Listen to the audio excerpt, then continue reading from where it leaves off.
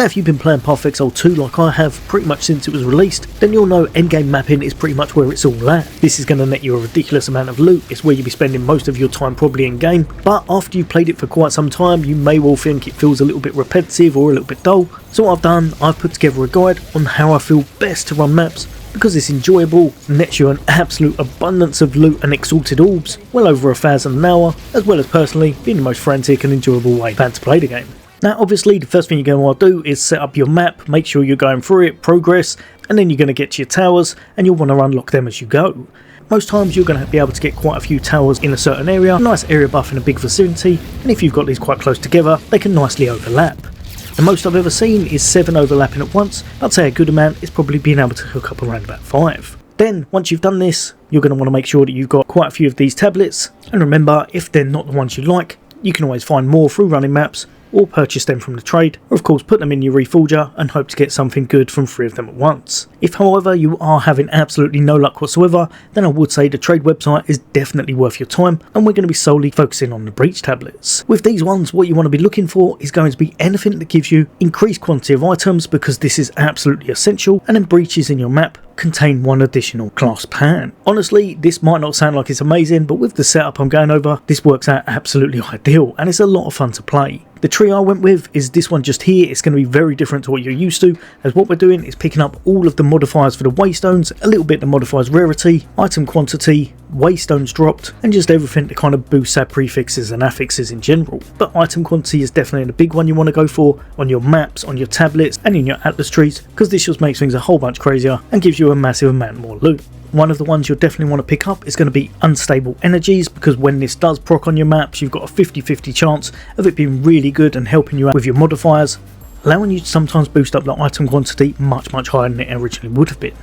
Then pick up everything to do with your tablets, giving you enhancement on those, as well as these 2 nodes here, Remnants of Power, Enigmatic Intensification, and the last one, Precursor Influence. This is going to allow you to get more tablets dropping in those maps. Over to our Twisted Domain, and you're going to want to make it up to Crumbling Walls. This one's going to be a biggie, and it's really going to help you out, because it's going to stack later on, and if you do happen to get more breaches, it's going to be a lot of fun, as you'll be seeing a huge amount of breach splinters dropping on the floor all at once. Frantic Invasion is also one you want to pick up, allowing you to get more breach shards once more. Grasping Hands, as we're going to be focusing mainly on those, and finally Waking Nightmare, which is going to give you double splinters on those clasping hands that we're focusing on. These are going to be what you're kind of going after tablet wise. Anything that gives you clasping hands, anything that can give you item quantity, go for that as much as possible. And I'm going to do these first towers a little bit inadequately to try and show you a low range roll, then I'm going to run a few and show you just how good they are even when they're not set up ideally. Remember, the thing you're focusing on is going to be item quantity, so grab that wherever you can, on your tablets, on your maps, and of course extra clasp hands you'll be grabbing from your overlapping tablets placing your towers. I'll be showing you the first lot of runs and making it so that hopefully almost everyone can achieve it, and then a second lot that's got a slightly higher amount of item quantity going on, but still quite easily achievable. If you were going to do this crazy and you were trying to overlap 7 towers with maximum item quantity, you'd definitely be able to reap crazy rewards from this. One of the main things I like about this though, it's absolutely frantic. It's really fun to play. I personally enjoyed this more than just mapping in general, because when you're doing those clasp hands, it feels like everything's coming at you, you're getting more loot on the floor, there's stuff going on, and what I didn't realise about those extra clasped hands, they're going to be pretty much right by you, so as soon as you open your first breach, all of the clasp hands are usually right there, so you get some great drops very early on. Even if something went wrong with your run, you should pretty much get some nice drops, and like I showed you on this one, I only had quite a low amount of quantity going on, a little bit of rarity, and we still managed to net ourselves over 30 splinters, quite a few Exalted Orbs, and a couple of chaos as well. On to one of our other maps, I believe this was the 4th or 5th. Again, things were going really well, we were getting some nice drops, it's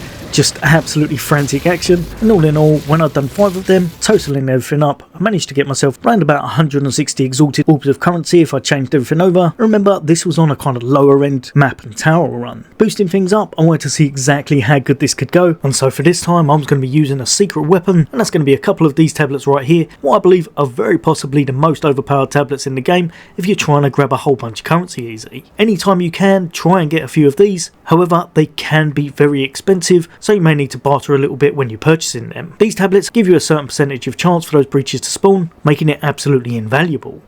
especially if you're managing to put a few of them in certain towers. This all adds up, stacks on top of what you've got going on in your atlas as well, and can very often mean you're running multiple breaches in almost every map you're running. Remember, you don't have to purchase all of these for every single tower, because it can become quite costly, but 1 or 2 of these can definitely help you out to net extra gains in your currency, and then just pad the rest of the towers out with other ones that are going to cost you a lot less to buy, or ones that you found yourself. Exactly the same again, make sure they've got quantity and extra class plans, and then you just want to set up your towers accordingly and try to maximise your profits that way. Remember, just to make the video clutter free, I've actually put a really high rarity filter on, so you'll be getting a lot more drops on the screen than I will, and of course you'll be able to sell off any nice bits of gear that you find along the way as well. So if you can get extra rarity, that can definitely help, but it's not essential. When you're setting up your towers, you're going to want to try and make sure you've got as much class pans and overlapping as possible, as well as extra quantity and that extra breach chance where you can. Grab yourself a few nice maps. Quantity is going to be absolutely essential to try and get over 20 on that if possible, and then jump into your runs, and hopefully you've got anywhere between 100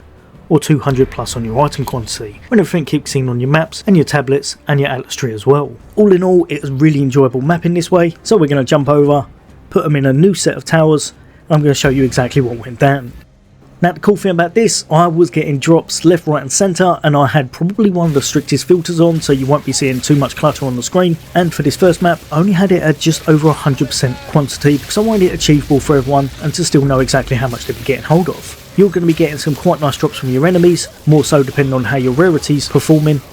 But the main thing is when you run through these breaches, everything now goes nuts, and you're trying to find the class pans because these are what's going to net you the most profit, and there's splinters dropping absolutely everywhere. These things sell for a pretty penny, around about 1.4, 1.5 will get you an Exalted Orb, and you can get just crazy amounts from mapping this way. Even at just over 100 plus quantity, I was getting a lot on screen at once, but the main thing was I was really enjoying playing the maps again. First map I did, as you probably saw, luck very fortunately netted me a divine, but again, that's a lucky drop, and that will just happen randomly as you're mapping. But other than that, it also netted me a really nice amount of breach splinters, as well as quite a nice bit of currency. Now jumping straight over to the 5th map, because the 2nd and 3rd definitely didn't work out the best. Second one I got stuck down a corridor, and the 3rd one I actually got taken out by enemies, before I even knew what hit me, proving I definitely need to make my build a little bit better. But this one shows you just how much potential mapping this way has, as I was able to pick up quite a few 2 or 3 breaches within just this one area.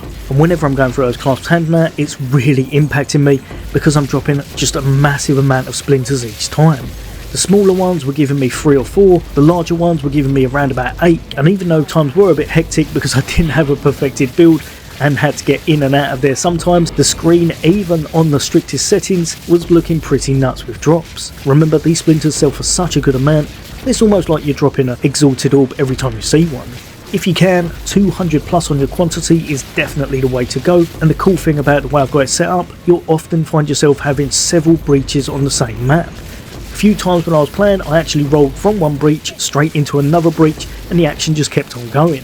making it a lot of fun to play and really making me want to do more maps as I was enjoying the experience. Now setting up my second lot of maps did cost me around about 400 Exalted Orbs, but I could have got it much lower if I wasn't trying to get some of those kind of rare maps, and probably could have set it up for around about 250 if I was playing things a little bit wiser. The great thing about this, you can absolutely take advantage of this, make your currency back very, very quickly, as even with one run that completely went wrong and my character popped,